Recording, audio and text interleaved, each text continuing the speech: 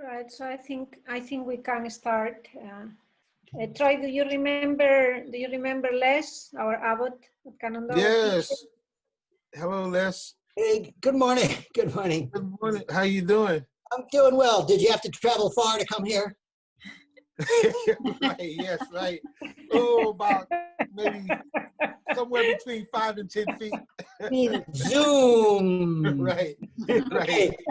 Well, You good. guys, you're making it so hard on me. Goodness.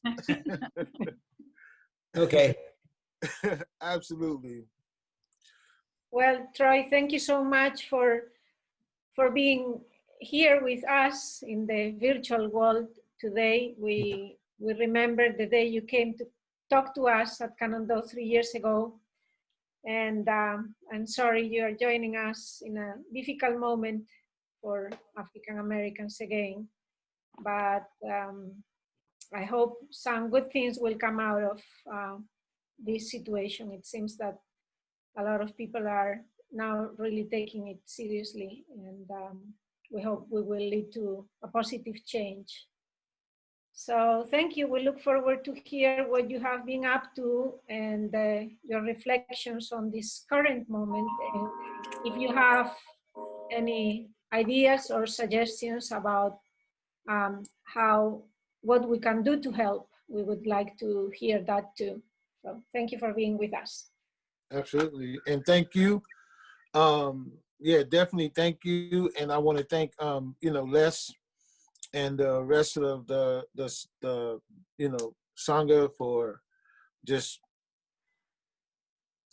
being willing to like hear and look outside of your like selves for different types of information. I think that's so important to growth and to transformation and to actually what we need more throughout this country at this point in time. Good. So, Sorry, I muted everyone. So if you want to ask a question or anything, I can always unmute them. oh, Troy, we were hoping that maybe you will want to share some thoughts with us, some of your reflections on the current moment. And also I thought you mentioned that you wanted to talk a little bit about the Black Lives Matter. And then afterwards, there will be some time for questions and answers. Absolutely. Well, I guess I wrestle in my mind like where to begin, where to start like talking, because there's so much that is just going on in this country right now, and it's not new. It's not new. I think it's important that we understand that what is happening is not new. It has been going on. That there's just a lot of attention to it because everybody has a camera, and I think things are like changing. I think we're in a cycle, and what I mean by cycle is that there's always opportunity for us to come together as a collective, as a people. The opportunity for us to unite and to deal with issues of racism, with issues of the mistreatment of people in our community is not new. It's not new for races to come together. And, and when I'm saying race is how we tend to look at it at this day and time, that, he's white, I'm black, they're brown, as though we're all these like different races. Like this whole subject or topic of thing of us coming together is not new. It happened during slavery. It happened with abolitionists. It's happening again now with people coming together. I think what I want to express what some of my fears are, and then I'll go into some of the more like things. What some of my fears are is that we become fragmented again, that we allow like the way the system sort of controls us or has controlled us to allow us to become fragmented, to where it becomes individuals trying to save themselves as opposed to individuals seeing that our collective humanity within each other. So like what do I mean by that? If we look at, history teaches us lessons, right? So if we look at, for example, I'm going to compare some of this to some of the slave rebellions from back in the day. Originally, a lot of rebellions were multiracial, like rebellions. Like there were actually people coming together to rebel against the 1% or the plantation owners to fight for justice. And somewhere along the line, individuals got convinced that they were better off within their own corners to sort of protect their own individual interests. And that undermined everything. I don't want that to happen to us in this day and time, where people are coming together, they're marching for Black Lives Matter. People understand that what happens to the least of us will ultimately happen to all of us. And in many ways, while it's happening to Black people on a very, very much larger scale, this will eventually trickle its way down to the haves and the have-nots. And so I think we have to remain focused on that and really have a clear agenda of what we're fighting for. And some of those agendas that have been on the table is, one of the hot ones right now is defund the police, abolish the police. And when we're talking about defund the police, we're talking about that there are a lot of funding that goes into police departments that police departments are not equipped to deal with, that no police force should be required to handle public health or mental health issues. Police are not here to deal with individual drug problems or mental health issues. Police should be a protective force in our community that is only utilized when absolutely necessary. Then you come to the subject of abolish the police. And originally, I was wondering what was meant when people say abolish the police, because I don't know of a society in history or a society in the modern day world that does not have a police force, right? And I just imagine myself as a young person who was out and was gangbanging and was willing to do a lot of harm to other people, knowing that there are still people that exist like that, what it would mean if we did not have sort of a protective force. But I came across this one person who wrote what she meant by abolish the police. And I thought it was very profound, and I agree with it. She says that by abolish the police, I mean building a world where we do not rely on anti-Black, white supremacist institutions of order to regulate society. This means that alternative forms of order might be embraced, like community care networks and justice structures rooted in restoration rather than punishment. And I think that that's a big key. That's a big key for us all. It's a big key into my own personal transformation. Every time someone tried to get brutal with me or tried to get aggressive with me to change my behavior, that only made me more aggressive. I know how to deal with aggression very well. But what actually helped transform my life was when people started to show empathy, when people started to relate to what I was going through. And I think that's what a lot of us in society are missing. There's always an opportunity to segregate. There's always an opportunity to look at each other with hatred. But then how do we transform that? How do we transform all of that negative energy into something that is actually going to benefit all of us without having to look at it with division. I think Black Lives Matter has done some very like important things within our community. And I'm thankful for the support. I'm thankful that the world is coming out to see what is going on. It's unfortunate that people like George Floyd and others have lost their life, and people continue to lose their life because police departments, as well as others, are not being held accountable for the power and for the abuse of power that they are doing in our community.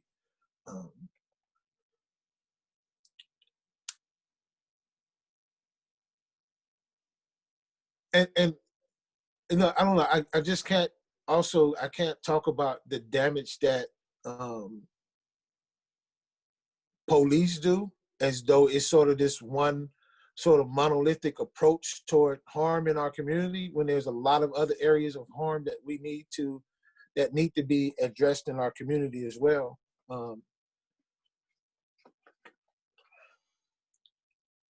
I wish I had a magic stick that I could just wave and then everybody would just get along and it would be peace throughout the world, but it doesn't work like that. And so it's like, how do you get people who are hell-bent on harming others to see that their destructive ways are also harming themselves? I think I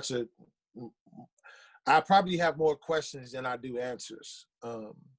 And also, if people have questions as I'm talking, please feel free to ask me. I think I vibe a little bit more off of questions people might have. So I'm open for any questions. You know, I spent the weekend with my daughter and my grandkids, and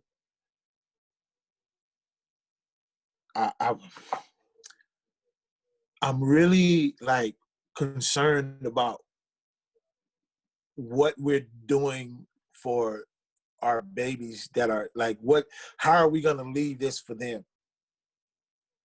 Like, what are we going to do for them? We're in the middle of a pandemic. We're in the middle of probably what looks like civil war. And things are going to get real fast. I'm a little bit, I don't know, probably pessimistic in this aspect of it, that when we also, like, so many police departments that you see in the news, and it's kind of like, it's what the news is showing us, right? So it's kind of like we're looking at life through this filter of what the news gives us. And thankfully, I have a balance with other law enforcement officers that I like happen to know and work with. But when you see so many agencies across the country who are that, you know, we're being told they're resigning because they can't use a chokehold, or they're resigning because their friend in law enforcement was held accountable for some wrong that they did. I mean, that's great. That needs to happen. I'm glad that is happening. And I also wonder where are these officers going? Like, what happens to them after? Because for many in my community, it's not just a matter of whether people are involved in law enforcement or not. Certain people have always harmed us in our community, regardless of their status in law enforcement. Because you have many of them who believe that they're like above the law, as though that they are the law. And so that has never stopped people like that from coming into my community and harming people. Like, a lot of people don't even understand that originally gangs started as a protective force against white people who would come into Black communities. Specifically, if we're talking about Compton, they were called the spook hunters. And they would come in and they would harm, they would kill, they would do whatever that they wanted to do. And law enforcement never did anything. In fact, some of them were law enforcement. You know, I could tell you stories about the Vikings. who were a gang inside of the LA County Sheriff's Department that literally did drive-bys. They would set people up, drop people off in other communities. They shot up my mother's house. I was robbed by them, all while I'm in the middle of my own negativity of being involved with gangs. I now have, in some ways, gangbanging against the police. Wait, why do you think people like to do that? Is it a power thing? That's a good question. I think there's a lot of different reasons probably why. I think that one of it is, power. If, as they say, power corrupts and absolute power corrupts absolutely, right?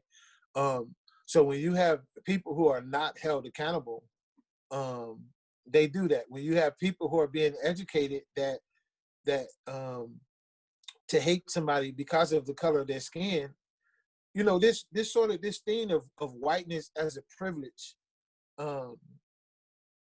is a major harm in our community, right? Like, and it was created as some kind of economic benefit for slavery, right? So, and I say this, how do I frame this? Because I say it a lot, and I try to put it in a way that people can receive it. But when we refer to whiteness as a privilege, I think we undermine the harm that thought pattern actually does. Because a lot of times we have people who come into our communities and they want to help us deal with the harm and oppression of that happens in our community. So they want to come in, they want to tell the little, black boys and brown people how to deal with oppression and how to just make it through. Like, if you just, dress this way, or you just walk this way, if you just be this, upstanding person in the community, then you can make it somewhere in life. And we're now realizing that that's not true. When the innocent kid could be walking down the street and just killed because somebody called and said that he looked suspicious. And that's enough to get the police to come out and tackle a young person, right? Like this whole issue has been one-sided, and there's two sides to this. There's probably multiple sides, but there's two sides specifically, is that you can't live in a thought pattern that the color of your skin makes you superior, and that not have some mental effect on how you operate in the world, right? So, and I like to just, frankly, I don't consider the concept of whiteness as a privilege. I think it's a pathology. And I think we really have to look at it, a pathology. Like, there's something wrong with viewing the world through the lens of being superior simply for the color of your skin.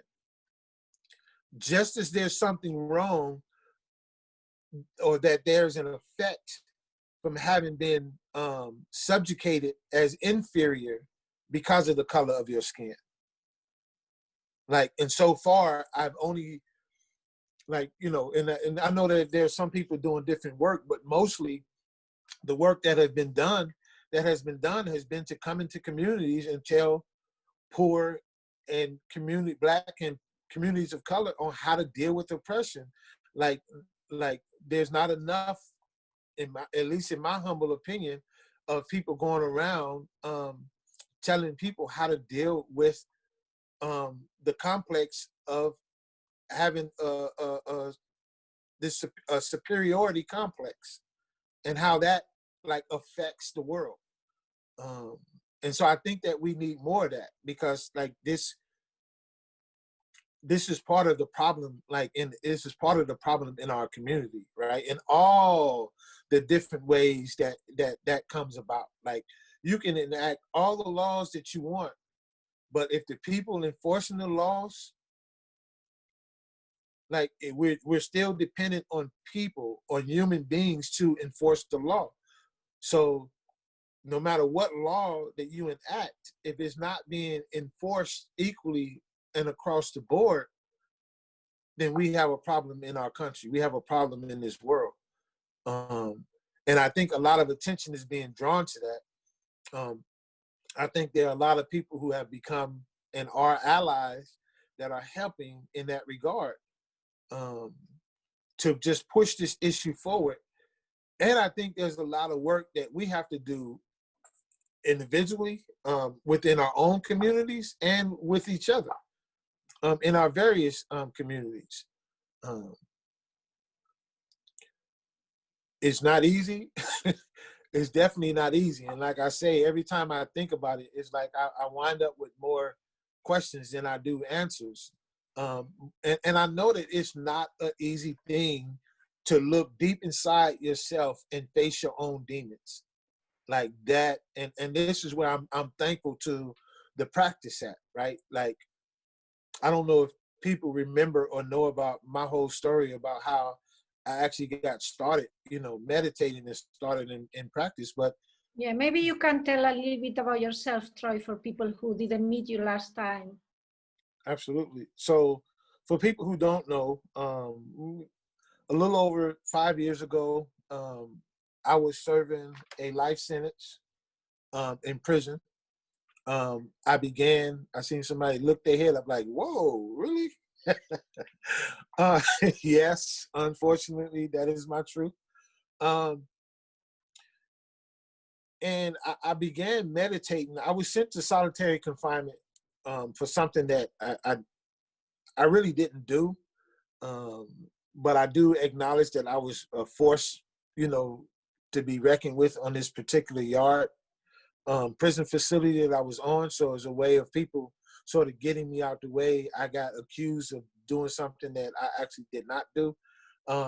Yet I was sent to solitary confinement and sort of sentenced to a 6-month SHU term. With SHU, and by SHU, we mean it's a segregated housing unit. And so in there, I thought that I really felt like I was going crazy. Like, you're in a cell, and there's this misnomer about that you're in the cell 23 hours and out for 1 hour a day. That was not my truth. Where we were at, if you got out twice a week, you were lucky, right? So you're in the cell pretty much every day, all day, and you maybe got out, for a couple of times a week. If depend on what the guards felt like doing. And so in there, I had this book. Originally, it was written by Bo Lozoff, We're All Doing Time. And there was this meditation practice in the books that he had, or that in that particular book. And I started utilizing it. And then from that, I started studying other meditative practices. And I tell people I started meditating for all the wrong reasons. I originally had a little sheet of paper, regular size sheet of paper, and I would sit down every day and I would meditate on whose fault it was that I was in my situation. And so every day I would make my little palette up, I would go sit, and I'd be like, oh, yep, it's my daddy's fault. He shouldn't have whipped me that time. It's my mama's fault. She should have loved me just a little bit more. Oh, no, it's the teacher's fault. They should have taught me more, about my history. It's the police fault. They were just abusive, and, they set us up. It was that guy's fault, because had he not, said what he said, he wouldn't have got punched in the mouth. So I made all of these excuses. And after about 30 days, I ran out of names. And so I'm sitting in there and I'm thinking, somebody's missing. Like, yeah, it's pretty obvious now, right? But when you're in the moment, it's not that obvious. Uh, and so I kept wondering, like, somebody's missing, and I'm gonna find out who's missing from this list. But 3 days go by, I can't think of any names. And so this little voice tells me just start over. So I had written all of these names on the top of the sheet, like really small, because paper's a premium when you're in solitary confinement. And I drew a little line, like in half of the paper, and I'm going to start over again on the bottom half. And the moment that I sit down to meditate, my name pops up. And I'm like, what I got to do with this? Like, I'm the victim here, like, you know? And so I sit down, I get up and I go to write my name down. I look at the sheet of paper. There's all of these names on the top. There's a line through the middle. My name is on the bottom. It's a mathematical equation, and I'm the common denominator. And that started my journey inward, to look at, even if everybody else was 99% wrong, what was my 1%? Like, what was my kernel of truth? And that started my journey inward. And that, that's been my saving grace. And I say that it's been harder. I'm somebody who has at least on 2 occasions have had an AK-47 and an M1 assault rifle pointed at me within maybe 10 feet, 15, 20 feet of me. And I was more afraid to take that journey inside than I was at the opposite barrel of that gun, because on some level, I wasn't necessarily afraid to die. I think I was more afraid to step into my truth. And to step into my the real power of who we are as human beings, and what is ours to do, like, in this world, and to move past all of my demons and all of the things that have told me that I would never amount, I would never achieve, I would never be in this world, right? But moving past that, I love it. I actually for the first time in my life, like, I fell in love with me, and that helped me to start to move forward in my journey. So I say that to say that I know that it can be very challenging for society to face its own demons, for a person to face their own demons. It can be very, very challenging, and yet it's something that we must do, because I've learned that if you don't, the lessons will continue to come around, and they will continue to present themselves until you step towards that challenge, until you face it.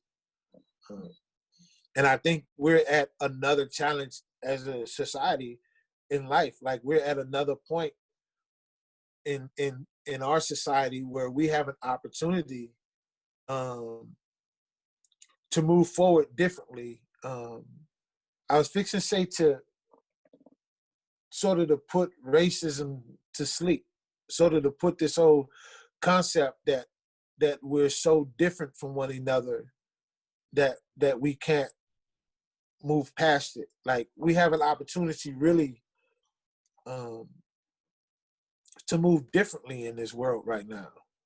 And I'm glad to see us, like, doing it. And I see a lot of things that give me hope, and I see a lot of things that that causes me to worry. And I think one of those things is that right now the issue is Black Lives Matter. The issue is getting, like, this onslaught of violence towards Black people to stop. And how do we use our own individual powers and, you know, if you will, privilege to stop that, to contribute to that in a way that is going to make this world safer for all of our children.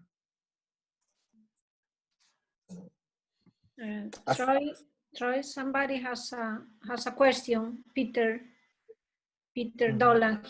His microphone is not working, so he asked me to read it for him. Mhm. He says, one of the most important principles of nonviolence and restorative justice is finding a pathway to building empathy and understanding of the impact of violence. In your work with law enforcement, do you see opportunities to build that understanding and empathy among law enforcement? Are there ways to bring restorative justice to the police?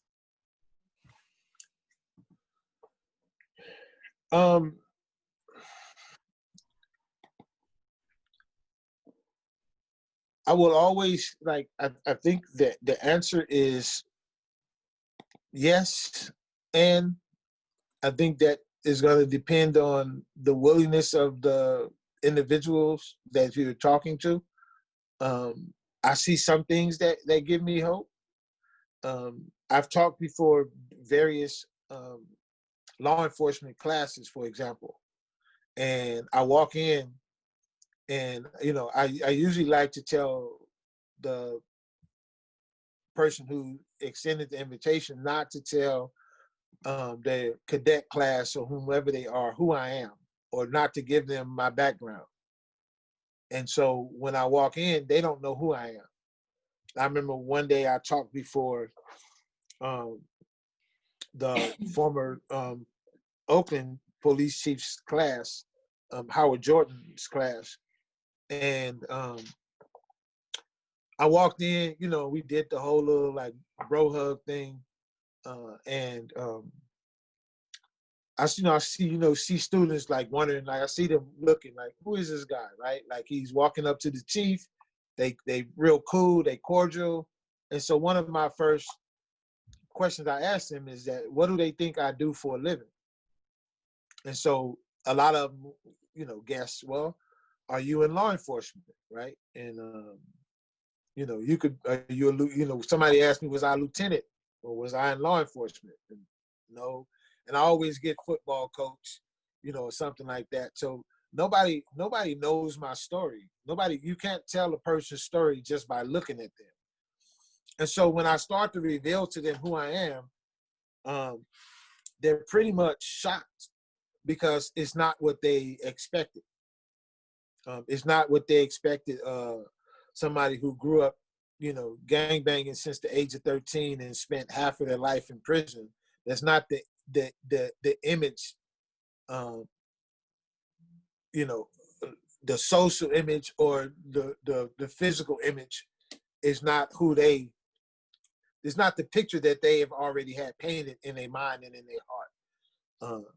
And so when I start to tell them about my first run-in with law enforcement and how that shifted my entire life, I based on my interactions with them and probably my own desire, I think that it really had an effect on some of the people in the class. You know, I tell them that about the time when I was 7 years old, I was walking to the store with my two little brothers, and we were going to the store. We were playing Follow the Leader. My goal was to keep the attention of my little brothers by playing Follow the Leader, and we walked into what I assumed was a bowling alley parking lot.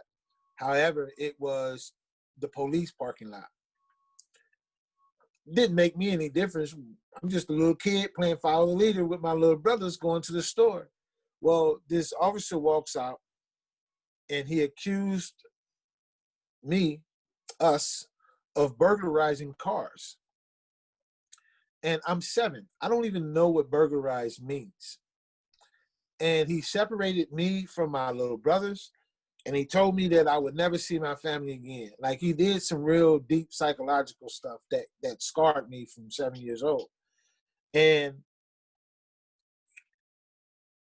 in that moment, it confirmed everything that my community had ever told me about why we don't trust law enforcement. So fast forward the clock. I'm 13. I'm on the way to the store. Gangs are on an all-time rise in LA County. And I'm confronted by a group of gangbangers who want to fight me. To keep the story short, they ended up chasing me. And I had the opportunity to run across a 2-lane highway to the police station, or try to make it to the other side of the park that was about 2 football fields away. And guess what? Because of what happened to me at 7, there's no way in hell that I am running toward a police station. So I tried to make it to the other side of the park. I didn't make it. And guess who came to my rescue? That rival gang. From that day forward, my allegiance was to that gang. 2 weeks later, I was jumped in. A year and a half later, I was on the run for murder. So I say to them, I say, what do you think would have happened if my first interaction with law enforcement was something pleasant? More than likely, I would have ran toward the police station, and you may be looking at a person with a very different life, a person who hopefully had not committed harm against other people in the name of gangs or in the name of anything, right? And so I say that to them, and I say that, you have to be real conscious about what public safety really is, right? Because you leave an impression on people that will alter their life and will alter the lives of people that they come in contact with, because this is the power that you possess in our community. It's not just what's at the end of your baton or the end of your, barrel, but it's what at the beginning of your heart. And so I like to think that has an effect on people when I share that story, especially with them and their run-ins with people. There are certain officers that I talk to that I think want to effect change, and there are certain Black officers that I talk to who know that they're up against some deep racism even within their department, and they don't know how to deal with that as well. I think they're struggling to figure out a way to deal with it because there is this larger system that is very controlling and very dominant, and that was built on racism, that still exists. And so all of that needs to change. All of that needs to change in our society. Like we have to change that part of what it means to be American. Yeah. I have a question, Troy. So you talked about this movement, defund the police, and I want to talk a little bit about reform and some problems with reform, right? So first of all, if we say just defund the police completely, like get rid of the police, while it might be better, a lot of people are not going to do it because they have this concept of the police as keeping us safe, right? But then what's probably going to happen is then the police department or the institution is going to say, well, let's reform it. And the problem is whenever we have the same institution that created the problem, reforming it, it just becomes mutated like a cancer. So when slavery was abolished, then there was the 13th Amendment. Unless it's a convicted criminal, then they can't be enslaved, right? And then they started not only convicting people for minor offenses like loitering, right? But then even started planting drugs on innocent people convicting, labeling people as criminals who are not even criminals. And then they would have, you know, certain neighborhoods that were segregated still, poverty, and then import a whole bunch of cocaine in there, start wars and have them kill each other, and then they're criminals. And so now you got slavery back again, right?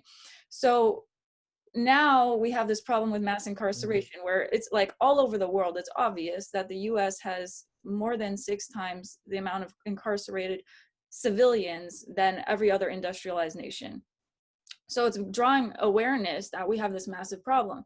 Well, they already have the next mutation of the cancer already. Well, okay, it's this big expensive thing. We have too many prisons. So what if we put ankle bracelets on all of them and incarcerate them in their own homes? So the next one is going to be a digital incarceration, right?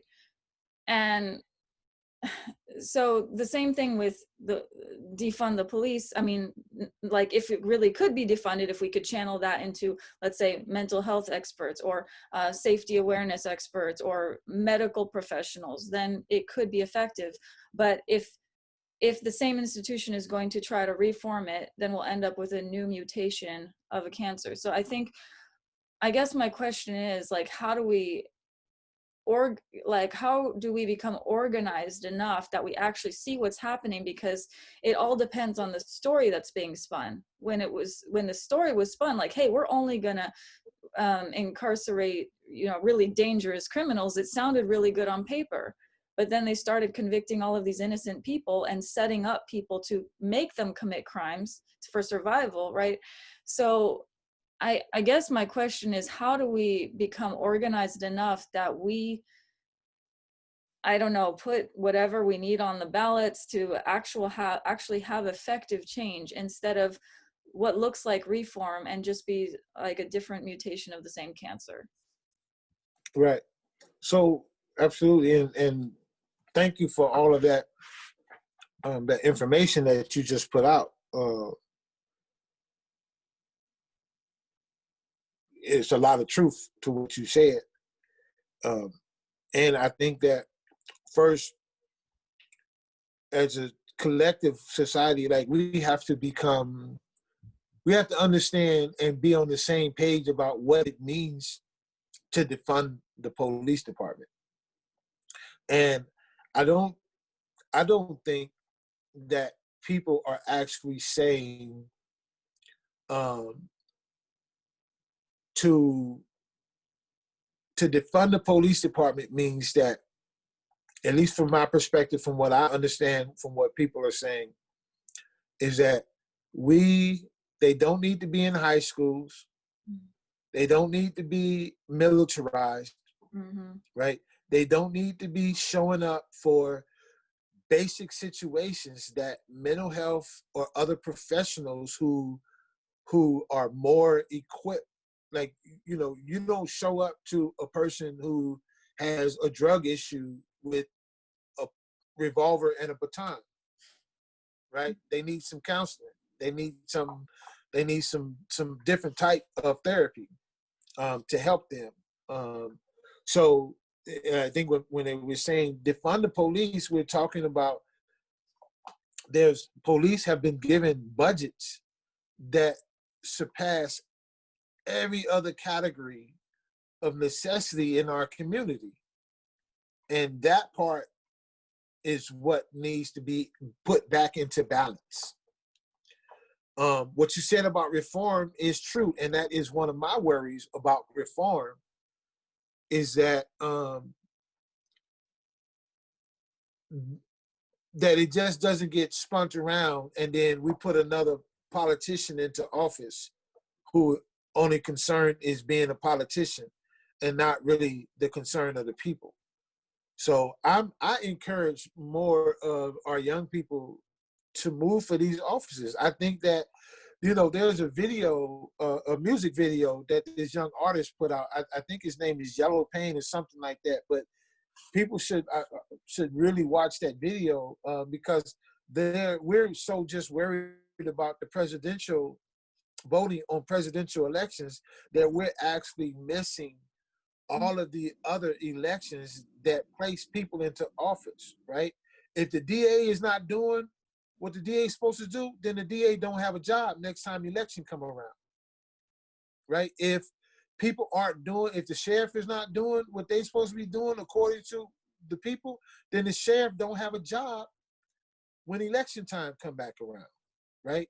So I think that we have to look more into how to get, the people who into office who are gonna actually serve the interests of the people.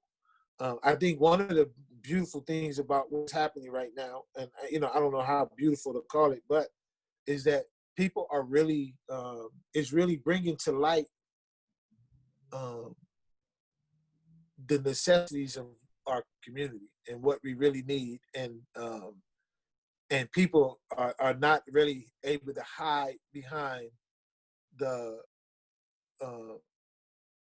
Wizard of Oz cape, if you will. The covers are getting blown, and either you're gonna serve the need of the people, get in line with the need of the people, or you just need to find some different type employment. So I agree that we have to be really concerned with how reform takes place, and that reform should not and cannot come from inside the department's own agency. Like, yeah, I'm going to reform myself. Leave it up to me. Like, yeah, I don't think so. I don't think that's going to happen in a way that is going to actually benefit us as a collective in our society. Thank you. I don't know if I answered your question, but that's what I got. Yeah, you did. You did. And also what came to mind were the SWAT teams, like where they're given funding specifically for these like these weapons that they don't need, really like militarized. And then they only get the funding if they, follow these agendas and use these weapons and things. So I think it's way above the police, because we talk a lot about enabling police, like to do wrong things. I don't think it's enabling. I think that there's pressure systemically that's actually their job, like that there's someone up there saying, do this, like, like I give the example of what happened at the Dakota Access Pipeline. It's like, it's not just my point is, it's not individual police officers. It's like you get funding if you do these racist agendas, and you don't get funding otherwise. And so it's very systemic. It's very systemic. It's more than individuals, I'd say. Sorry, I'm going to let other people talk. I see a lot of people. I think Dave and then Jayashree. And then Megan, yeah. Jane, okay, Dave. Troy, I really want to thank you for telling again that story about what happened to you when you were 7 and how that formed your attitude when you were having to run across the park to a rival gang instead of going to the police station, and how that resonates with the perception that you were told about when you were a child in the Black community of whether you can relate to the police and trust them or not. I wanted to mention something that came up about attitudes about the police. Just the other night on the Trevor Noah on TV was talking about the depiction of police on television, which we're talking about a lot of real life issues here, and it might seem almost kind of trivial to talk about television, but we kind of have to remember that right now we're in a situation where the president of the United States, his only qualification for being president of the United States was that he was the host of a reality game show. So television really does have a lot of impact on people's perceptions and realities of their world. And Trevor Noah was talking about the fact that if you watch an awful lot of these crime shows on TV, and he showed a long sequence of clips where the police are basically just kind of saying, well, all these rules, they kind of get in the way and they keep us from doing our job. So we'll just kind of beat this subject up. Then we'll take this guy and we'll throw him against the wall and put a knee on his neck, whatever, in order to get the job done, because that's the only way that we can really be effective. And the impact that sort of has on, at least for the white audience, the perception of the police as being, we gotta unchain these cops so they can go do their job and protect us. I'm curious what you think about that in general, and in particular, how do you think those shows go down in the Black community? What's the perception of that kind of, rationalization of police misbehavior on television? Absolutely.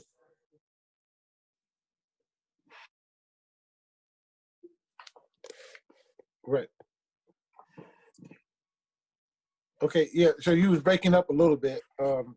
Your voice was breaking up on the thing a little bit, but I think I heard your question. Those type shows are intended to influence, and they're intended to influence perspective, right? Like advertising works because there's a repetitive flow to whatever it is that they're trying to sell. I've watched. I mean, one of the reasons why I'm involved in media myself is understanding that influence. Growing up, I was always told, you have A or you have B. So people always gave me A or they gave me B. You got two choices. You can do A or you can do B. And then I realized that, wait a minute, there's like a whole alphabet. Why do I have to use A or B? Like my choices were limited by somebody else's influence, by somebody else telling me what my choices were. And I think TV sort of works like that to that degree. Like TV is telling society, this is how you have to deal with this element. This is the way to deal with it, and this is the only way. And people, unfortunately, a lot of people buy into that. So TV is very powerful. I don't buy into it. I don't believe it. I think that there's a whole different way of having to deal with it. I do think that that we have to be really careful about what we allow into our mindset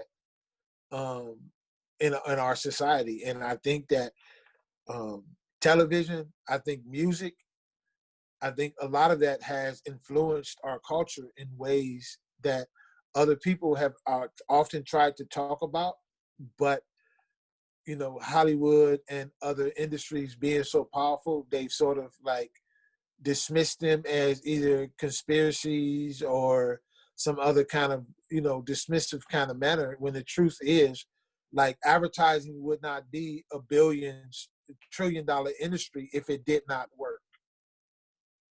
Right? The way people get paid is through advertising now, right? The way companies and TVs get paid is through advertising. And if it did not work, it would not be a trillion-dollar industry. And so we are being influenced by these television shows. We are being influenced by a lot of different things that we allow into our mindset. And I think we have to be careful about that. And I think we have to strategically put out alternatives to what them shows are demonstrating and putting forth. And I think in many cases, if we just look at how our own lives are conducted with the people in our immediate circles, like, I think a lot of things would change about that perspective, right? Like, when we have a conflict or something with somebody in our own inner circle, we talk to that person. We sit down with that person. Like, if you have a conflict with your partner, your significant other, your children, or whomever, like, there's a conversation that happens. We just don't ignore that.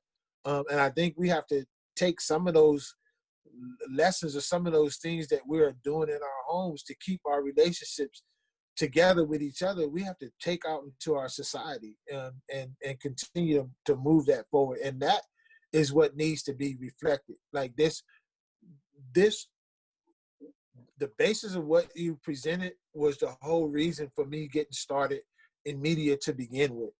Somebody else was telling my story, and they were telling it in a way that was not my truth.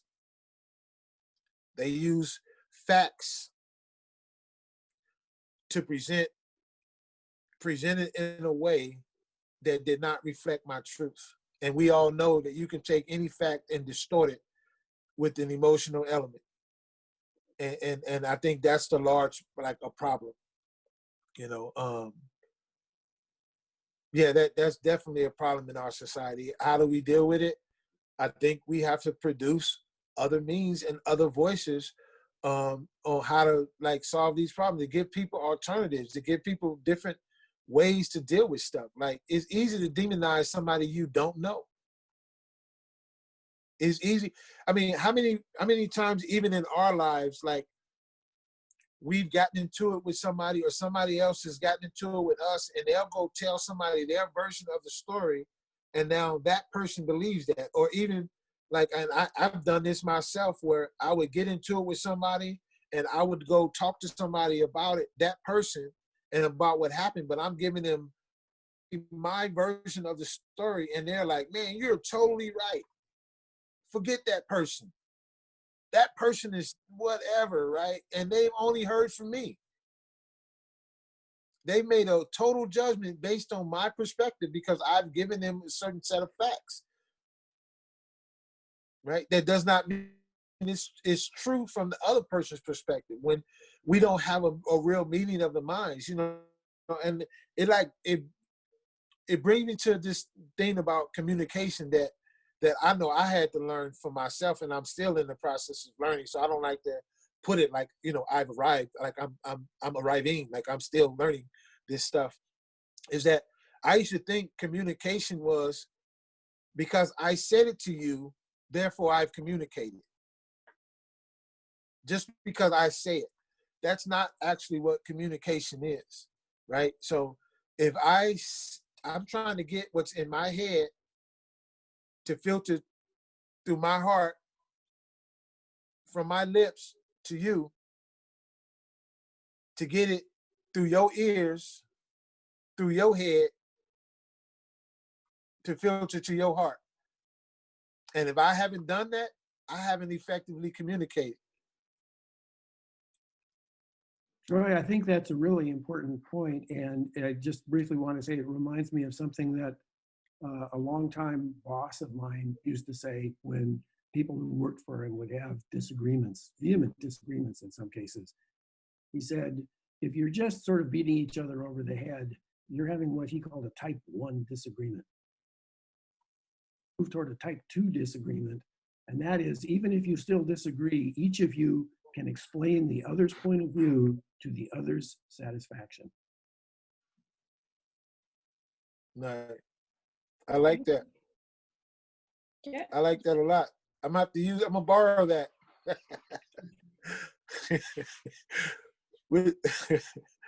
Absolutely.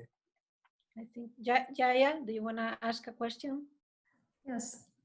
Thank you, Troy, so much for being here and for sharing your story. And I was one of the ones that missed your last visit, so I'm really happy to listen to you and What? hear all. You missed it. Oh my I gosh. didn't, although I did hear about it. I did want to follow up on the defund the police issue, because there's so much in the news about it, and you know, it's been so miscommunicated, and so much has been so misinterpreted. And I'm glad that you pointed it out in a correct way, which is that really it's a question of reallocation of funds, of taking away some of the monies and putting it in the right way, or to alternative means. And so I guess my question is more along the lines of, what kind of grassroots things would you suggest would follow it to sort of help in that process? And I'll give you an example. So I teach sometimes in Florida at a large university. And there, the police force on campus has grown since 2010 in 10 years. We have a critical response team, which is like a SWAT team. And they, in 10 years, and in 2010, we had an incident where one of the police went into this housing complex because there was a young Black man having an issue, and they shot him. Fortunately, he didn't die. And after that, there was a huge outcry. And the police officer was, I think he was fired, of course, and so on. And there was a lot of issues, debates. But then what happened is since then, in 10 years, they've increased that critical response team by I think they've doubled it. And they carry semi-automatic weapons in the trunk of their car on a college campus. So a friend of mine, close friend of mine, has petitioned the president, and we all signed this petition to get to first of all, not have a SWAT team on campus. It's not necessary. And why should they be carrying semi-automatic weapons on a college campus? So is that the kind of things that we can do, is kind of grassroots kind of things? I mean, how do we enact this kind of change, as individuals? I mean, we can't go and talk to the police force. They won't listen to us, but. So what do you think from a grassroots standpoint? Well, I think you got it. I think that's it. Like, I think that's part of it, at least, right? Is that like, and like I say, I probably have more questions than answers, but I like that point of petitioning the president and even going to talk to, and if law enforcement won't talk, then their leadership needs to be removed. Like, I think that if the president won't hear what people are saying, then that president needs to be removed. Like, we have to get back to that people in these positions work for us. We don't just work for them. They work for a community.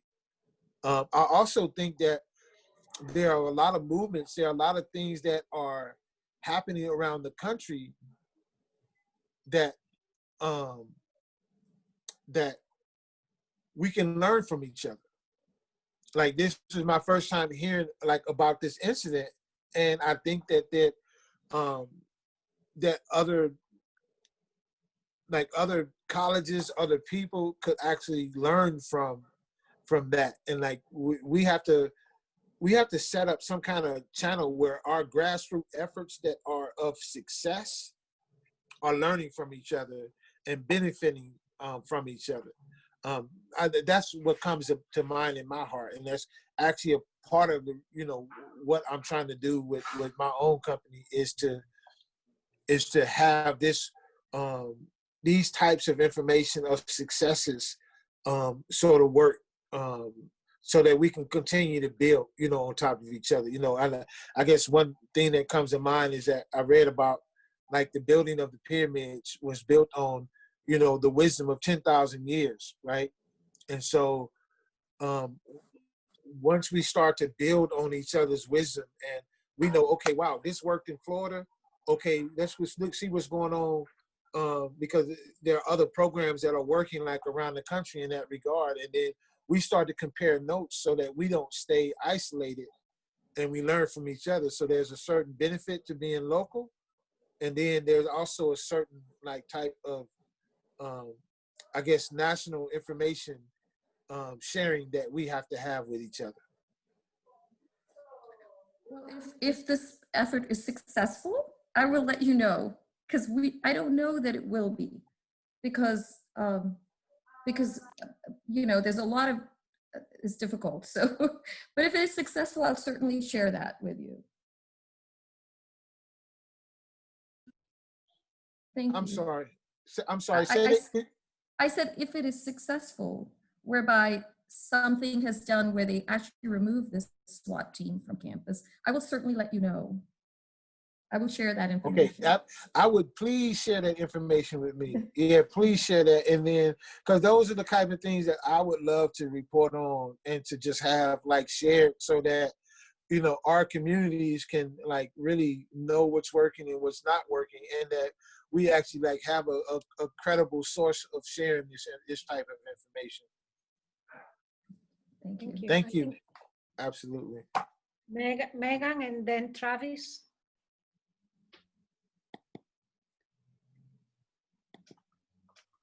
You're muted. And there, can you hear me now? Yes. Okay. I have a niece, and she and her husband adopted a little boy who's Black. They adopted him when he's 3 days old, and now he's 2. He's a wonderful little boy, but I wonder, afraid that he's going to get into situations where you got into where you were 7 and maybe you went to the store and there's police. Like, how do you talk to the little boy about the police, or what do you say about them, or is there any way, what do you do if that situation happens, which it may well happen unless our society changes pretty drastically in the next few years. So, or what do you tell your grandchildren about the police? I really don't know. That's my question. Well, I really haven't had to have a conversation necessarily with my grandkids yet. What I do with them is that I keep the doors of communication open, and I stay vigilant in my awareness of what they're going through, right? Because I also have to be careful that I'm not introducing information to them that is going to give them an unnecessary perspective. Yeah. Right. And at the same time, I have to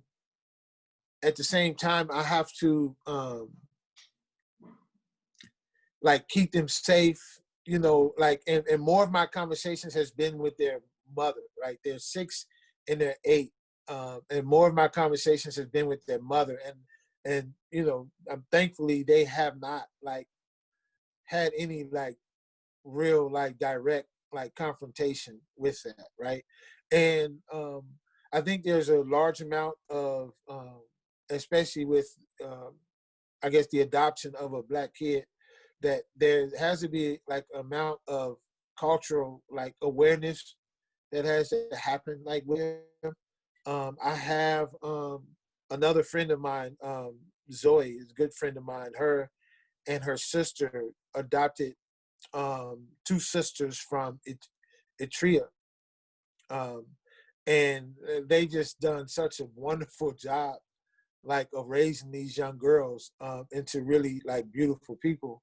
I just think that awareness is one thing. I think that there is always going to come a time, especially when the child gets older, that you have to certain conversations are going to have to be had with the child about what is happening in the world, or how to keep the child safe, to keep the child vigilant of their surroundings, that if this happens, what do they do if they're confronted with this situation? How do they move through? What do they do? How old is the child right now? He's 2. He's 2. Oh, we got a little ways. We got a little ways to go. Yeah, he's yeah, you started early. That's a good sign. But we got a little ways to go before he actually starts to register what is happening, for him. My oldest grandson is 8 right now, and I haven't had to have that conversation with him as of yet. I mean, I talked to him about what to do if he's confronted by anybody, or if it's an officer, or it's a person on the street. I have those awareness conversations with him. But I really, I'm really careful that I don't implant biases within him as well, So I don't know, it's kind of a tightrope. Okay. Yeah, just keep being aware is what you're saying. You have to stay vigilant. As a parent, you really have to be vigilant on, and even though the child is 2, you may not have that direct conversation with the child, but you have to be vigilant even around friends or around other people, because people will treat, especially a child who's unable to speak for themselves, they will treat that child different, and a child has memories that will plant psychological stuff within that child's mind at a very young age. So you have to be conscious of even how your friends are treating that child. I remember certain events from when one of my earliest memories is I was 3 years old, and I remember things that people did to me at 3 years old that sent information to my memory bank, and I stored it. and I found myself moving on that, and it didn't come out that what it was until I started doing intense, like my meditations and my own like therapy with myself. So I think just as a parent, be vigilant on how the child is being treated and what information is being put into that child's mind about who that child is. Mm-hmm. Yeah. And I'll say this too, very important, and the history of that child, right? Because schools, this is my problem with schools. When it comes to Black history, schools teach that we were slaves. They basically teach that there was an Underground Railroad, that Martin Luther King, Malcolm X, both of them got killed. Whenever you refer to Egypt or anything that has to do with the greatness of Africa, it's mostly associated with European successes. And that sends a psychological information to that is sending information to the child. When Africa is spoken of as backwards and bush, right? I was in Africa last year, in Uganda and South Africa, and I was photographing and taking pictures, and they pleaded with me. They said, when you go back and you show your photos, please do not just go show the child with the fly on his face saying how much we need help. They like, we're tired. They wondered, they were like joking, especially in South Africa. I really see where Trevor Noah gets his humor from, because they're all like hilarious over there. And they were like, it's like they hire out this fly to fly around the kid. And it's like, who hires this fly? Like, why is it the same fly buzzing around the kid saying that, feed Ubuntu because he doesn't for 99 cents a year? It's like, stop. Like, that's not all of Africa. Right. The same things that you got in America, you got in Africa. I can drive down the street and see homeless people. I can drive to the mall and see Mercedes Benzes and Range Rovers.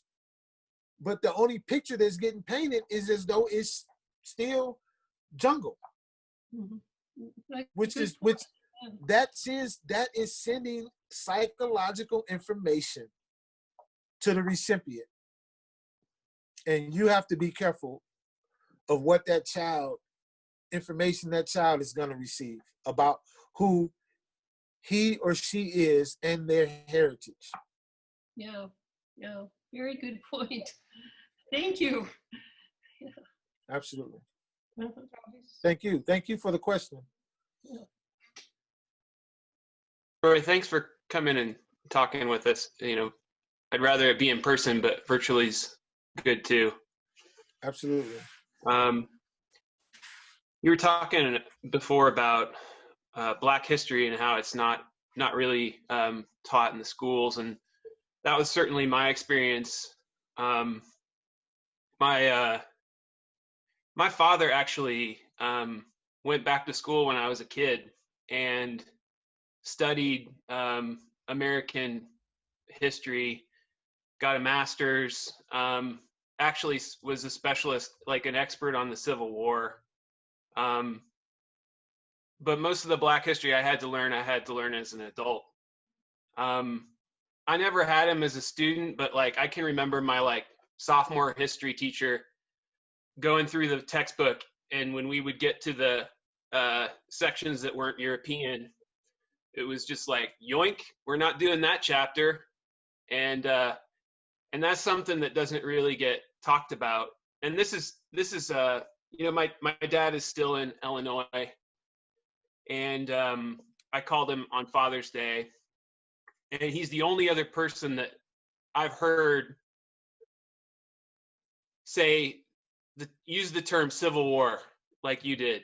And I think that's important, because those are the stakes. And if you understand this issue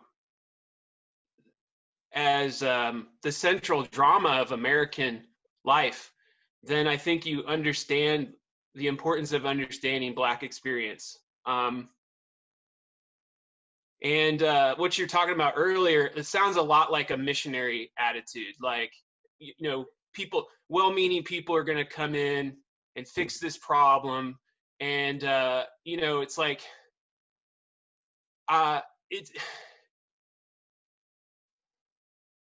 it's not that simple, you know. And if you've struggled, the reason he went back to school was because our family business failed. And so when I was about 8 or 9 until I was about 13, we were poor. Like poor. Like I didn't go to private school anymore. I went to the worst public school in the poorest town on this Mississippi Valley River town. And it was rough, man, you know, like rough. And there are guys, but like, so he had this, like, he never whooped me, but we had a few arguments. Like when I left the house, one of the arguments was, he was insistent on telling me that life was unfair. And the reason he did that is because of that superiority complex you're talking about, right? Like, you have advantages as a white man. You need to use that as leverage. You need to understand that. And I'm 18, 17, right? It's a psychological thing. For my first date, like when I was, 13, the first thing he asked me was, is she white? At the dinner table, like that night when I was getting ready to go out. And he was the history teacher. He was a teacher by then, and he knew that she wasn't white, you know. And I got just like those experiences of being young, like 9, 10, being on reduced lunches, going up and like giving your lunch money and having to like have that shame of being poor, and what that does to you. And you know, there's like guys that I know, the ones that, there's one kid who like I was a classmate of, and we were very similar, right? Like 9, 10, 11, we were kind of on the same path. And I'm white, obviously, he's black. And up until about age 25, we had very similar paths, like very similar opportunities. And he's in jail, multiple felonies, violent crimes. And I think like from when we were both bringing up our reduced lunch money to when he went into prison, that's less time than the time he's been in prison now. And I've had a family, I've had a career, and the human potential that's lost, you know. And when I first got, picked up by the police when I was, 10, 11, my parents' reaction was, lock him up, keep him in the house, right? And that's like a terrible form of neglect. But I think what my parents were trying to do, my father in particular, it's based in a kind of love, but it's based in a kind of fear too. It's that, this fear of how bad it could be, it creates a kind of desperation. Mm-hmm. And then the psychological effects of that are where, and relationships in life, this estrangement of white and black America. And so I'm just wondering if, like, when you say the superiority complex, is how do we get more people to not just listen, but like respect and appreciate and understand the black experience? I appreciate the question, and I appreciate what you shared about your experience. I can see that it's heartfelt, and I can see that you've dealt with some of your own pain in your life. And I have an appreciation for that in the way that you shared it. And I want to say that like, I think there's two parts to this. I think one part is that you can never fully really understand the Black experience, right? Because you don't live in the Black body. And so that's a difficult question, like, to answer. You know, and I appreciate that. Like, it's like the grasp toward empathy, right? The grasp towards like connection. Right.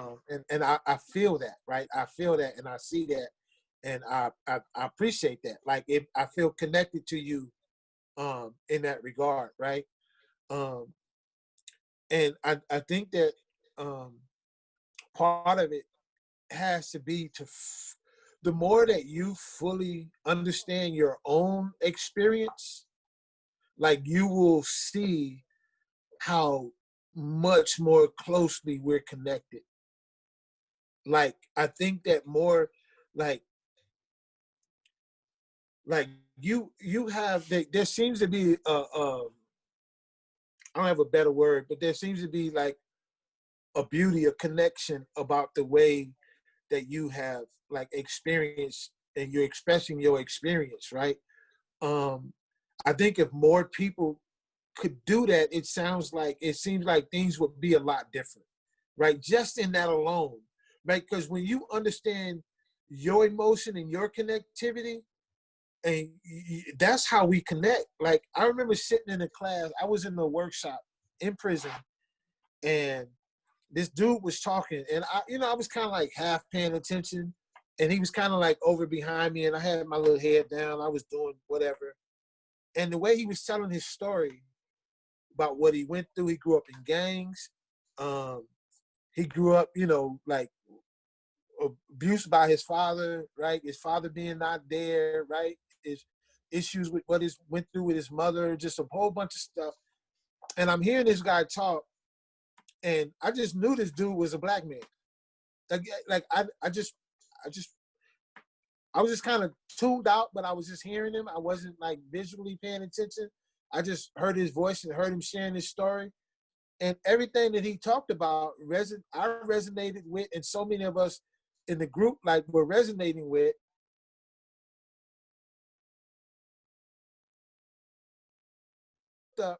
It was the blonde prison, right? And I was like, wow, I guess we got more in common than what I really like would assume, right? But I'm just saying that to say that, like, I think our connectivity is not going to come necessarily from white people trying to understand the Black experience, but from white people understanding their own experience, understanding how that lens of superiority like has affected them and their connectivity to the rest of humanity, right? And like, when you delve deep into your own heart and your own heart pattern, you realize the skin sheds. Like, the skin sheds, and really, like, you find a way of, like, there's a connectivity to every being on this planet. Like, we all come from this source, right? And then that's when, like I think that is the goal, to really reach that connectivity. Because once you reach that within yourself, you can't help but feel the rest of humanity. Mm-hmm. Yeah. Thank you, So Troy. absolutely. Thank you for that, Travis. Thanks, Troy. I think Kathy has a question, and then Umar.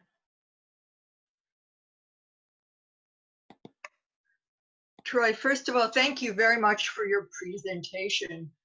I'm deeply moved and touched by it, and thank you. My question is, while our society is grappling with this important, as Travis said, estrangement, but more than estrangement, the injustice, these years and years of injustice. While we're trying to deal with this, we have other problems such as COVID-19, but beyond that, this really huge problem that's bearing down on all of us which is climate change and the environment. And in particular, of interest to me is the life of insects and birds, because without them, well, first of all, we just love them, but also without them, we cannot live. And my question to you is, have you thought about, or do you have ideas about how we can work through this issue together to get to work on it? Because it's not going to wait for us to sort things out. We have to get to work on it now for the sake of your grandchildren, my great nieces and nephews. So that's my question to you. Ooh, that is a very, very, like, I got a chill when you asked that question. This is it's a very profound, like, question. The first thing that came to mind as you were talking was that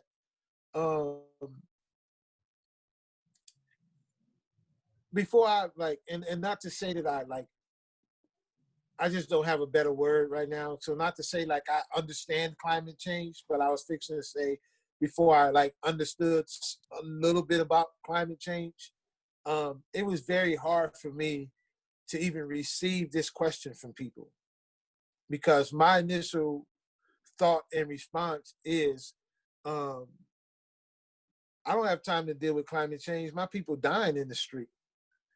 I'm not even going to be around for climate change because we're trying to stop getting murdered.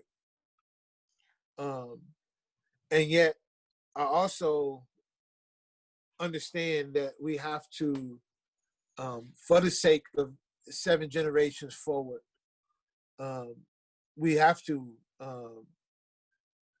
do a better job of taking care of the planet. I don't have an answer on how to get these major oil companies and Monsanto's and the rest of them to really stop putting profits before people. I'm so far removed from an answer, like a real working, I say a practical answer from that. But I think my response is similar to what I just shared with Travis, right? Bunny said boycotts. Absolutely. I love Bunny. Absolutely. That's part of it, Bunny. That's part of it. Absolutely.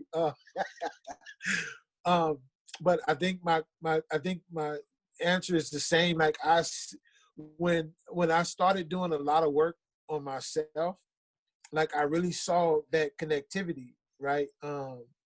And I also the first time I was introduced to this topic was one of the programs I was in with Inside, and it was called the Green Life, and Van Jones came in to speak, and I read his book, The Green Collar Economy, and it really woke me up to like a lot of different things about like our climate and just like how even the absence of nature is like affecting our well-being. I don't know. I think that what I want to say is the more I understand about self, the more I understand about that connectivity. And I think that the more that we can have people understand about themselves, that they'll see their own connectivity to the planet. And I think that's one way. I also think that these major companies that are destroying the planet, I agree with Bunny, like wholeheartedly. We should not support them in any shape, form, or fashion. There has to be some form of land sovereignty, if you will. Like how do we grow and take care of ourselves? Like right now, we're in the middle of a big crisis, and there was already stories about the food chain being broken. And so what happens if the grocery store is closed down? Like, how are we gonna eat? A lot of people gonna be in a lot of trouble. So I don't know. I don't know how much more I have on that, but I appreciate the question, and I do. Like I will just repeat again that the more that we understand about ourselves and our connectivity to the planet, then I think that benefits us all. Like that's something that I try to give to my grandkids, is for them to understand their connectivity to everything that they come in contact with. My youngest grandson, he's that guy, every time he walks by a flower or some flowers or whatever, he has to pick his mother a flower, right? Like he does not pass the opportunity to pick his mother a flower. And there's just, that's so amazing to me, that's so amazing. So on some level, he probably gets more than what I get. So, absolutely. Thank you. I share that with your grandson. I was, as children, we were always very fond of picking flowers for our mother. So I completely relate to his experience. Right. Yeah, and I hope we can, that there are flowers available for his grandchildren. Absolutely. Yeah. Thank you. Absolutely. And let me just say this too, like I think that's the next phase of my own like evolution with my grandkids, is also like where I live at now. I live at Kannon Do Farm. We have a garden in the back, right? I'm connected to a lot of people that are growing their own foods and really looking for food sovereignty in that manner. And, my goal this year is to introduce my grandkids to that, so they can learn how to be farmers. They can learn how to plant. They can learn what it means to plant a seed and watch it grow, and to pick from that fruit, that they planted with themselves, and to fertilize the soil, right, themselves. So that is something that I definitely will be introducing to my grandkids over the next couple of months. That sounds wonderful. Maybe you could invite them also to plant some milkweed for the monarch butterflies to help the monarch butterflies stay alive. We're Absolutely. losing our monarch population. Maybe across the divide, we can together begin to plant to make our insect population healthy and survive, and just to be one strand in coming together over what's been this horrific destruction of our planet. Absolutely. Absolutely. But thank you for sharing that about growing your own food. I'm only growing food for the birds right now. All right, thank you. Thank you. So the last two questions from Umar and Vanessa afterwards. Hi, Troy. Your story about the gangs is very, very, let me put it this way, it's very universal. That you went into a gang. I used to work for a film studio back in Karachi, Pakistan. And I had AK-47 pointed in my face by the police because there was a colleague of mine who had been in a gang who had killed somebody at the age of 13, and they had a warrant out for him, and they came and got him. And what happened was that we couldn't get him back. He was a goner. And one of my friends had a huge hole in his house, 3 houses down from me, which was made by a rocket launcher, rocket. So there was a lot of segregational violence that was going on in that city.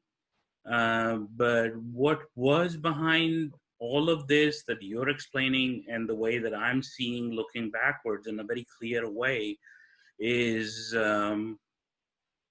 gangs, police, and corporations have one thing in common, which is greed.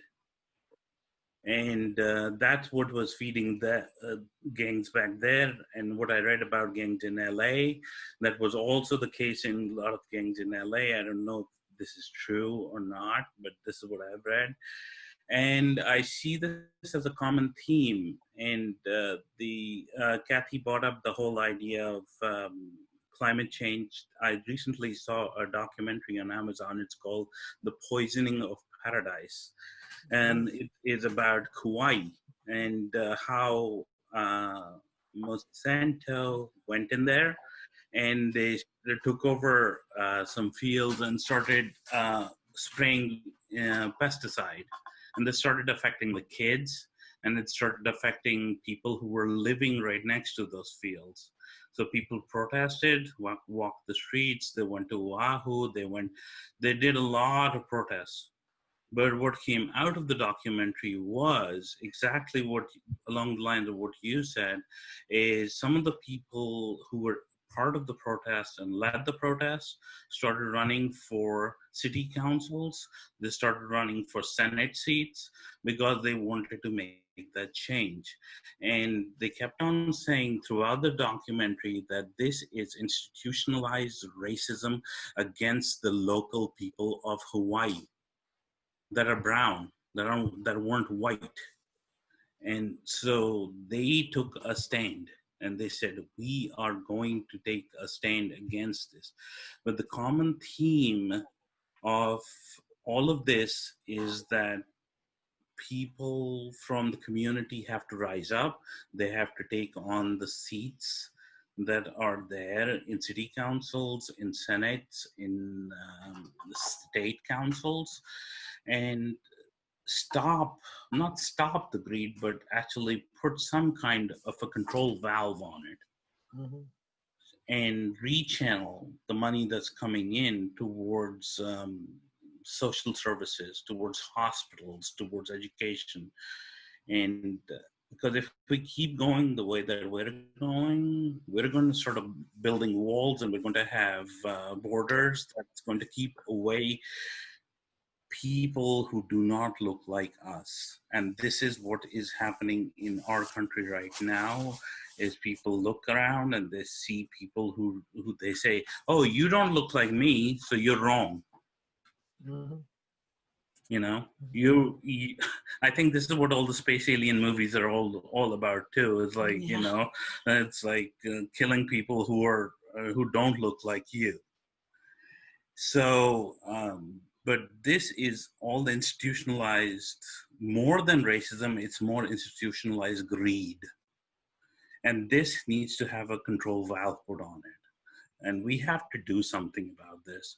Some of us have to stand up and become the people who will take leadership roles and go and start changing this. This has got to come to a stop. It's just gone beyond of the beyond now. Absolutely. We are at a real tipping point. Mm-hmm. Absolutely. So it's like what comes in my mind is like, how do we despise the behavior and love the person? Like, I think that's the tricky part, right? It's like, I once had a friend tell me, never ascribe to malice what you can ascribe to ignorance. Mm-hmm. Right? And so on one level, yeah, the greed has to be stopped. I think our whole way of system, our whole capitalistic way has to be reformed, right? Mm-hmm. Because capitalism in and of itself breeds greed. Mm-hmm. Right? People have more money than what they can spend in 10 lifetimes. Mm-hmm. And yet this is acceptable in our society, right? I think also that when we talk about gangs, yeah, there is a level of greed that happened, right? I also think that there was a level of opportunity, Mm-hmm. right? And trust me, like, don't in any way, shape, form, or fashion, like, think that I am in any way like trying to justify any of the behavior, right? But when you have people that have been like sort of impoverished, and you sneak something in the back door where I could wake up in the morning with $50, go buy a sack, and by the end of the day, I got $10,000 in my pocket, and that's your only way. I think a lot of people fell for that, right? A lot of people would fall for that, and we know now that there was governmental and agency support into that, right? So how do we like create opportunities for people and remove the level of greed that's involved, right? I think we need, and like I say, I probably what I'm saying probably is going to raise more questions than it will give answers, but we definitely need to reshape our capitalistic system, right? It doesn't make sense where somebody was just, I was watching this documentary yesterday, The Lion's Share. I don't know if people have heard of The Lion's Share, but somebody was just turning me on to it. And it's about that that song that's on The Lion King and where it came from. And the lawyers went to go try to sue Disney, and Disney was making more money than the whole country of South Africa, right? So you have corporations that have budgets bigger than countries, right? And so how do we change this entire system, like, to remove all of that? Like, how do we get to that point? Exactly. I don't know, you know, like I really don't know. I know that this is what needs to happen. Like, how do we get there? I really, like, there's so many like variables, you know, it's like we in the Matrix, you know, there's so many variables for this to happen. But I think that when we start small, we build communities, you know, like a lot of people are, you know, not that I know a lot about it, but I know a lot of people are doing bartering, a lot of people are doing blockchain stuff. Like, there's a lot of different like methods that people are trying to use. And I think as long as we stay pointed in this direction that we headed in, then we're gonna come up with some real change, you know. And I guess the last thing I'll say to that is that, like, I try not to. I know I don't always succeed, but when I can remember, I try not to demonize anyone. I try to demonize the behavior and separate that behavior from the person, because like I started off saying, every person who tried to demonize me, you caught my wrath, right? Like, I'm good at that part. But when somebody empathizes with me and you get these like tears of remorse and tears of connectivity that come in, I'm a whole different person. And so that's what I think we need to bring out in people is, I remember we was inside, and when they were trying to enact Marcy's Law, which basically was going to change the amount of time that people could be denied at board hearings to go home. It was going to change from the maximum being 1 year to 5 years. It was going to change it from them being able to deny you 3 years up to 15 years. And we were talking with the people that came in, and it was kind of unfortunately that they sent in a PR firm to like talk with us. And the more that the people from the PR firm hung out with us, we actually changed their perspective. But they was working for an agency that had no contact with us, and this agency was pushing its bottom line, right? But the people they told us, they was like, man, like, we had no real idea. And they like start letting us in on conversations, because our goal wasn't like to be like, you punk mother, you know, like you shouldn't be, and eye in your face kind of stuff, which was only gonna make them say, yeah, you know, you're right, they are this way, right? But when they were able to see our humanity and see that, bring in your best debater, and we when we would argue them down on with logic, with sound logic and humanity.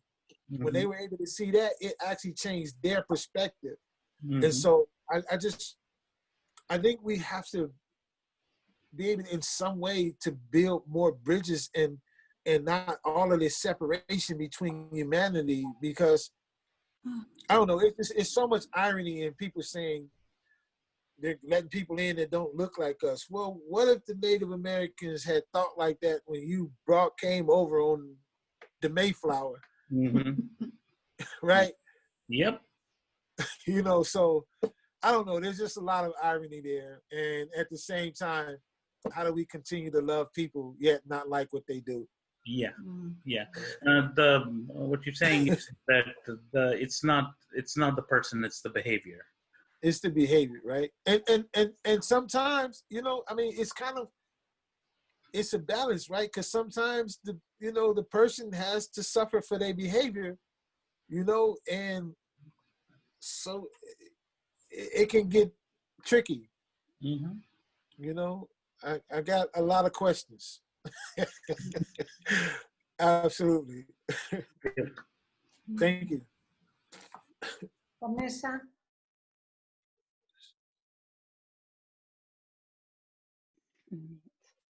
Hello. Hello. Hello. Hi, Troy. Hello. Hello. It's been wonderful listening to you this morning. I had to turn off my camera for a little while because my house is a loud and chaotic place on Saturday mornings. To distract anybody, but I've been listening to what you have to say, and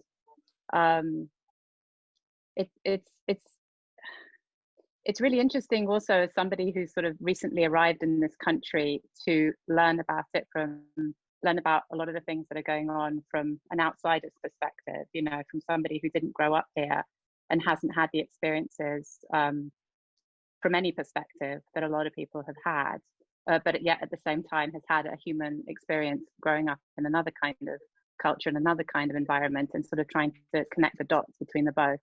So right now I'm in a very intensive process of learning, and I'm so grateful to be able to hear from you this morning. Thank you. But my question is along the lines of what you just sort of started talking about, and something that you mentioned when you were talking earlier, more personal to yourself and more personal to your own experience and development, was you mentioned that very specifically when you were talking that there was a moment where a lot of your experience shifted from being the recipient of a lot of outward aggression generally to being the recipient of more empathy. And I suppose I'm just very interested in exactly how that happened and how that experience played out for you. Just some more details about that, if you'd be happy to talk about that. No. I'm just playing. I feel humorous right now. Okay. So, well, thank you. Where may I ask you about your accent? Where are you from? I'm from the UK. Oh, okay. All right. I love UK accents. Yeah. So, I think a large part of it is that because of the way a particular individual or individuals began to empathize with me, it allowed me to sort of change my perspective of not only just other people, but how I was moving through the world. And when I changed how I was moving through the world, it changed my connection to other people. So what do I mean? Like, the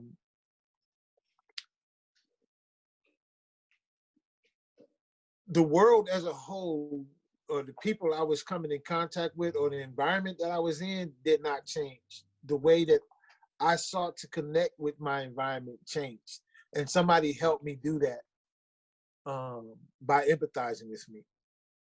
So,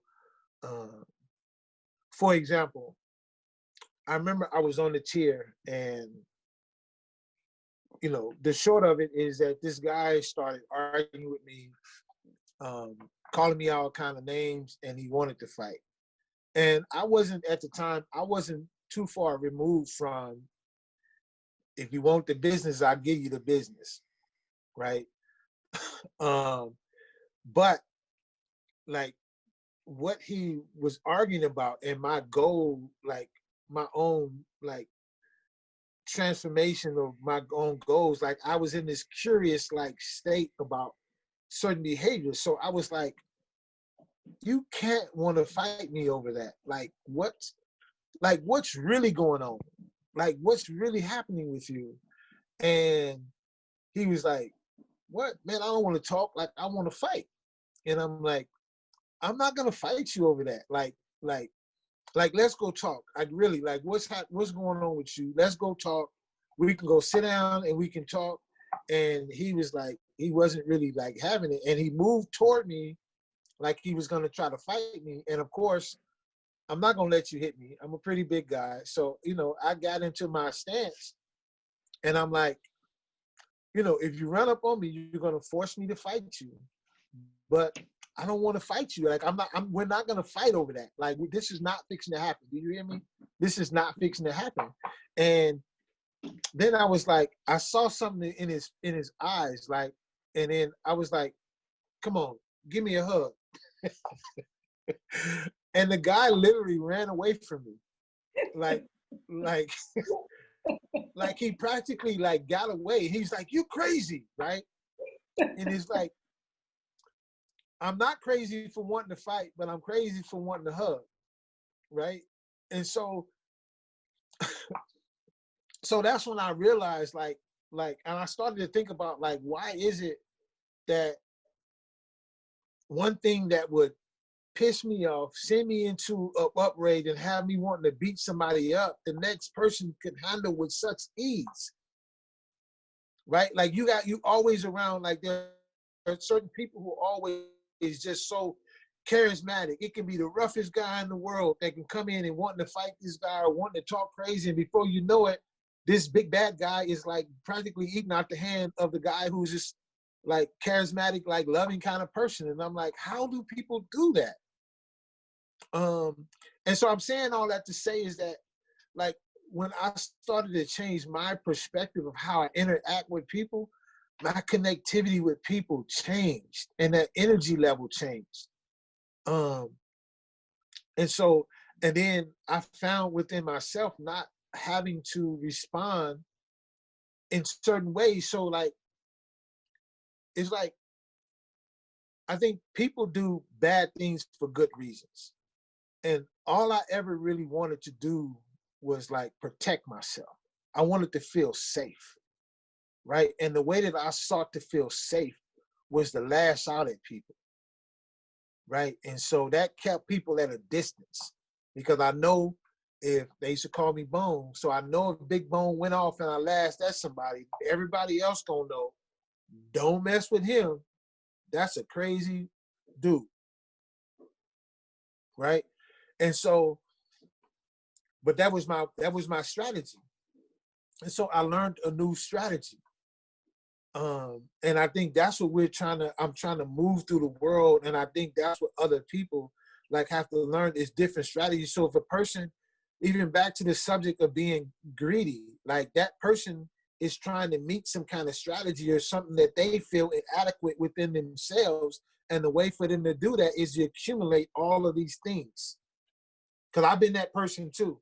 Like, you know, I kept the fancy cars and all this other stuff, trying to fulfill some kind of thing that was, I felt inadequate within myself, that I felt these things would compensate for it. And yet the things never do, they never can. It has to come from within inside. And I was in an environment where I was sort of forced to learn that, or be subject to immediate consequences for not having that.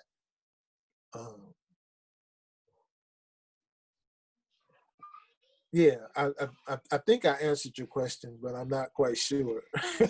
What came up for me listening to you? It's funny because I think what I originally interpreted from what you said is that a lot of these things came from the outside. You know, I sort of had this vision of this picture of where aggression was coming to you, and then that was sort of replaced by empathy. And I suppose my question was, well, exactly who was it? How did that happen? But in fact, when you talked, you talked more about an inner process of the way that sort of you cultivated empathy within yourself, and then that moved outwardly and affected the people around you.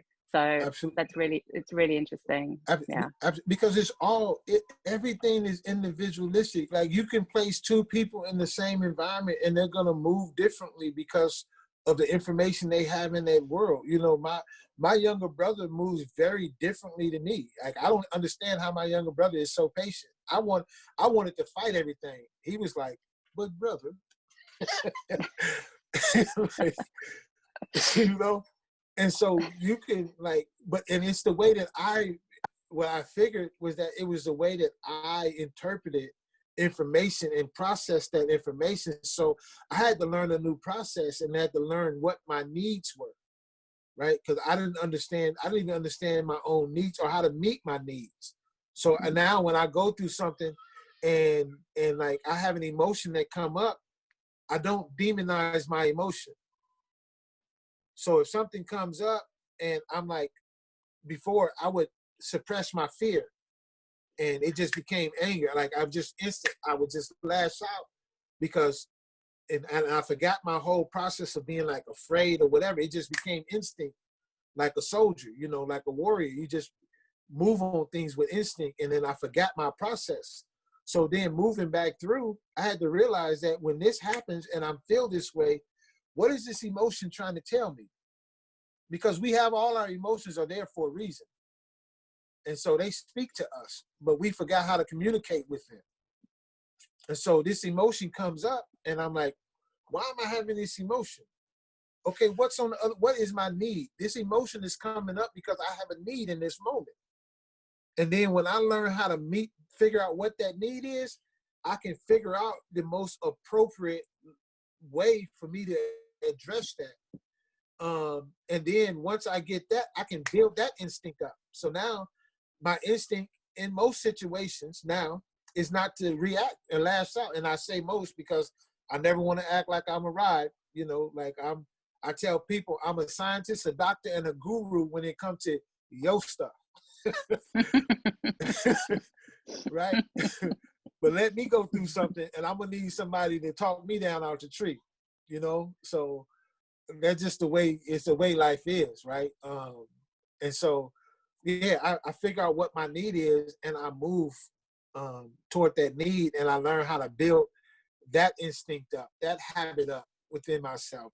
So now that when something happens, I've exercised how to respond in a different kind of way that allows me to meet my need and not make the other person feel like they now have to be aggressive to have their need met. Mm. So it's all that it starts. I believe it starts with this inner process, but there's so much connectivity that happens. Yeah.